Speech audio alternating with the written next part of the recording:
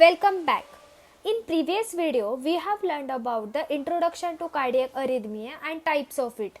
In this video, we'll transform complex arrhythmia into easy concept, starting with how each rhythm originates and ending with how you identify it in seconds. First one is sinus arrhythmias. The cyclical alteration of the heart rate during respiration.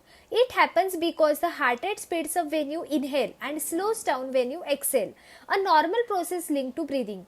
This is very common and normal phenomenon in children and adults, but maybe it can associated with other conditions in older adults related to heart diseases.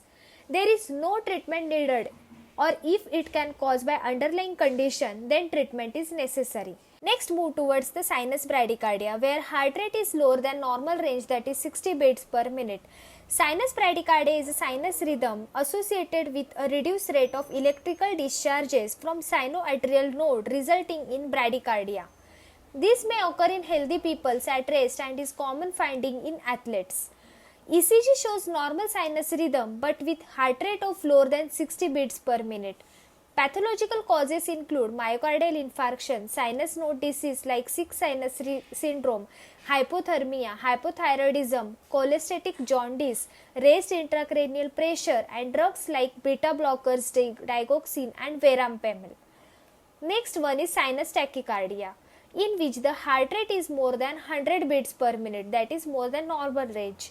Normally, sinus tachycardia occur due to increase in sympathetic activity associated with exercise, emotion and pregnancy. Sinus tachycardia is a sinus rhythm with an increased rate of electrical discharge from the sinoatrial node. ECG shows normal sinus rhythm with normal P wave before every QRS complexes, a narrow QRS complex and consistent PR interval. Pathological causes include anxiety, fever, anemia, heart failure, thyrotoxicosis, pheochromocytoma and drugs like beta agonists. Atrial ectopic beats. Atrial ectopic beats, also called as premature atrial contractions. These are extra heartbeats originating from the atria due to misfire in the heart electrical system. Atrial ectopic beats usually cause no symptoms but can give the sensation of missed beat or abnormally strong beat. ECG shows premature but otherwise normal QRS complexes. If visible, the preceding P wave has different morphology because the atria activates from an abnormal site. Atrial tachycardia.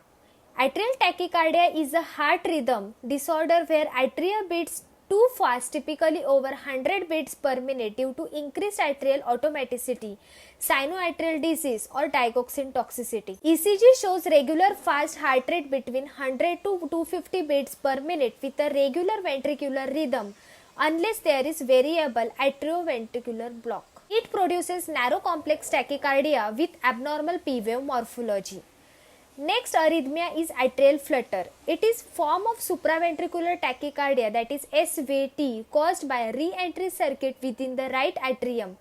Atria beats too fast in an organized way, typically between 250 to 350 beats per minute. It is similar to atrial fibrillation, but in atrial flutter, the heart rhythm is more organized and less chaotic than in atrial fibrillation.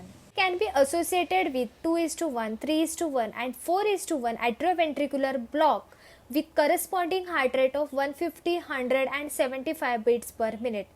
ECG shows sawtooth flutter waves. Instead of normal P waves, when there is regular 2:1 AV block, it may be difficult to identify flutter waves that are buried in QRS complexes. Atrial flutter should always be suspected when there is narrow complex tachycardia of 150 beats per minute. Carotid sinus pressure or IV adenosine may be helpful to establish the diagnosis by temporarily increasing the degree of AV block and reversing the flutter waves. Next one is atrial fibrillation. It is most common sustained cardiac arrhythmia which is caused by factors that create an abnormal chaotic electrical activity where atria beats irregularly instead of in synchronized manner, which can decrease the heart pumping effectiveness and increase risk of blood clots. ECG shows absent P waves which are replaced with F waves, which means irregular fluctuation. Normal but irregular QRS complexes, the spacing between the QRS complex is unpredictable and varies with each bit.